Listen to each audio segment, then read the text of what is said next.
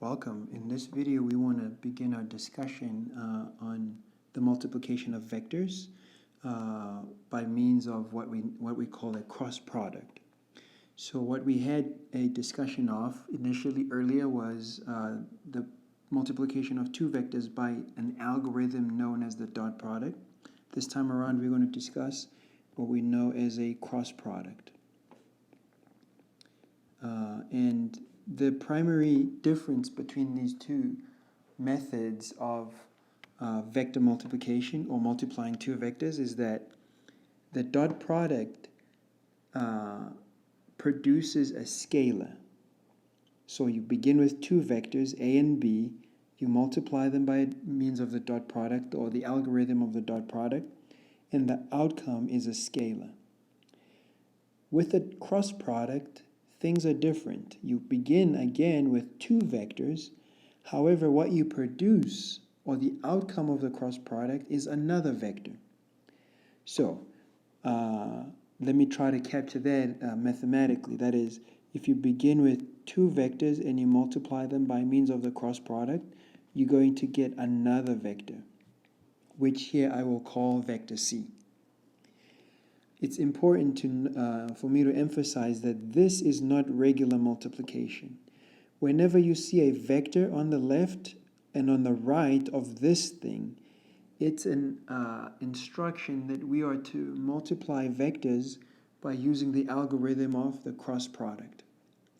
But before we get there, let's begin we have to talk about what is the cross product. Well, by definition, the cross product, maybe before we get there, remember I said the cross product of two vectors produces another vector. And that vector will be vector C.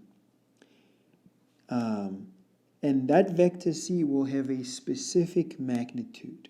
The magnitude of vector C, which I can also write as the magnitude of A cross B, is going to be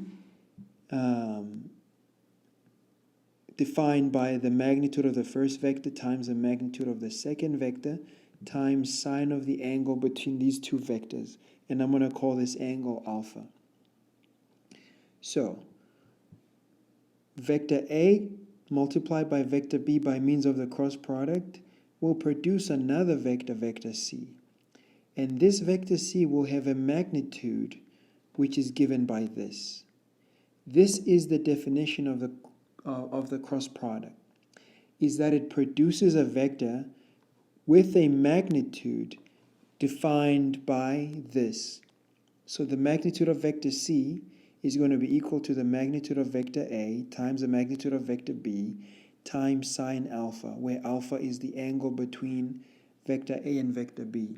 And specifically, it's the smaller angle that separates vector A and B. So let's sketch this out. So here's vector A and here's vector B. So here's vector A, and the angle between them is this one. There are two angles that are between vector A and vector B. It's either this one, that is, if you were to point in the direction of A and sweep toward vector B, you would cover angle alpha. The other way is you could have pointed in the direction of vector A and swept the other way. Obviously, the angle you would enclose here or you would sweep over is much larger than this one. So the cross product uses the smaller of the two. So this is definition. So by this definition, I have simply given you the magnitude of this vector, vector C. However, I haven't told you how to obtain the direction. Well, the direction of vector C would be obtained by what is known as the right-hand rule. The right-hand rule. It's rather difficult to demonstrate on this or in two dimensions. For this, I recommend you take a look at your slides, the last couple of slides of chapter 3. There are the proper three-dimensional sketches that help you understand how to obtain the direction of vector C. But for our purposes, I will simply point you to your slides, and if you have any questions, you're welcome to ask me. But for now, I will not spend any further time on this approach of the dot product. There's another way of, maybe before I go there, notice that the magnitude of vector C depends on the magnitude of vector A, the magnitude of vector B, and the angle between them. That is, if I know the magnitude of vector A and that of B and the angle separating them, I can find the magnitude of vector C. And using the right-hand rule, I can find the direction of vector C.